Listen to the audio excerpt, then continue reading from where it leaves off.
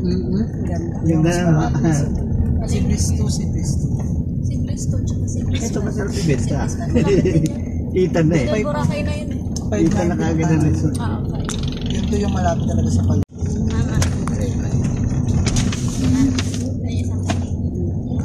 Ganda na rin ang bahay, no?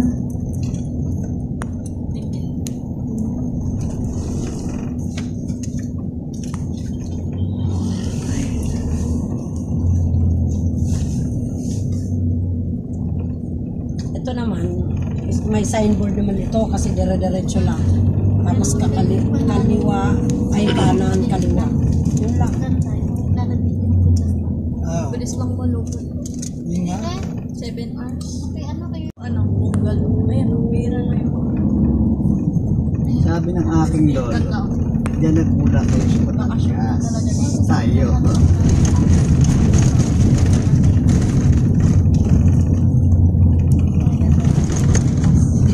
May resort sa tabi ng Nakainom ko tubig. ano lang naman siya.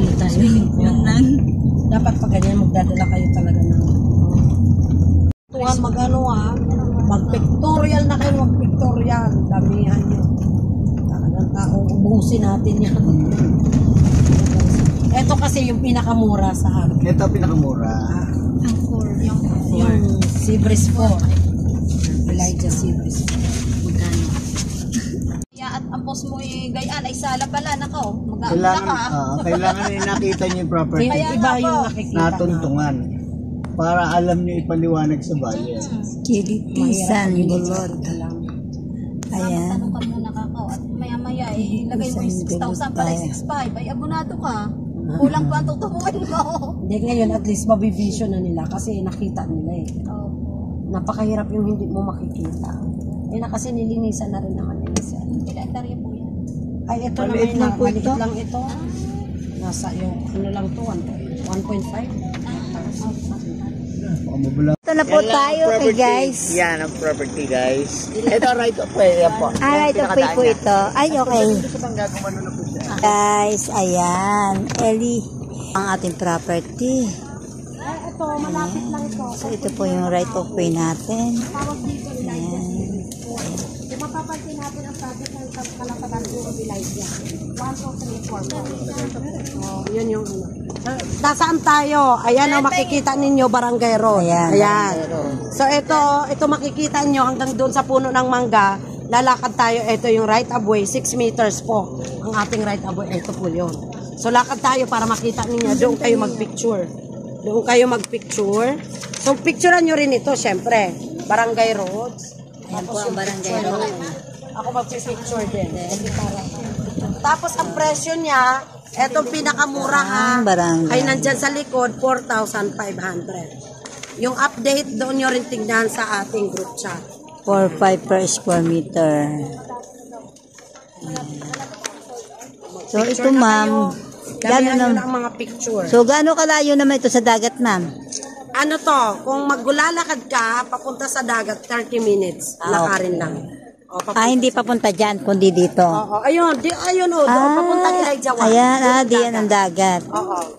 Okay, let's go doon. Elijah 1. Sige. Punta po Halika tayo kayo, sa lakad property. tayo dahil. Dito para makita ninyo.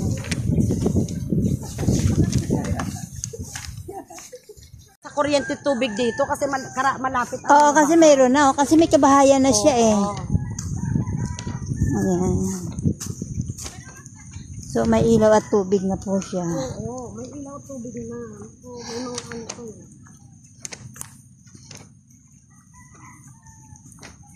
Ingat kayo kasi may malambot na person dahil ano ng back.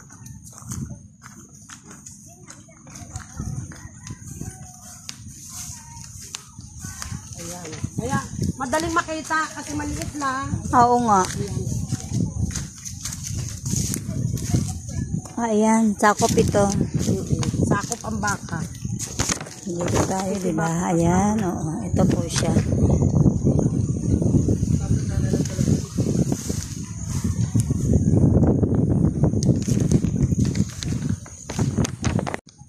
Hello, narito po tayo kay Elijah Seabreeze 4. Dito po sa Calatagan.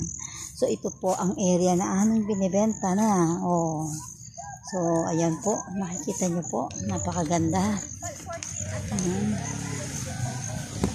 Ayan po. So, hello guys. Hello mga kalupaan. So, ayan. Naghahanap ba kayo ng malapit sa dagat? Buhay probinsya. Dito po sa Calatagan, Batangas. So, ito po ang ating lugar na pwedeng gawing bakasyonan, retirement, at mamuhay ng tahimik dito po sa Calatagan, Batangas. So ayan po, nakikita niyo po, may mga kapitbahay na rin po, may mga ilaw at tubig na rin po. So hindi na po mahirap na magtayo kayo ng bahay para maghintay po ng development. Kasi po, mayroon na po siyang tubig at ilaw. So ayan po. So tara na po guys. At nakita na po natin ang property. Ayan po.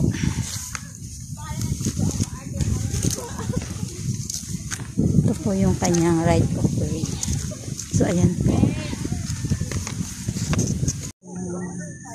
Pwede po kayo mag-alaga ng kambing. Ayan po. Gusto nyo po na mag-alaga ng kambing. Dito po. Ayan. Kambing ba to? Parang kabayo to ah. Ayan pa oh. Hello. Hi. How you doing? Guys, ito po yung ating way papunta sa dagat at palabas po. Ito po yung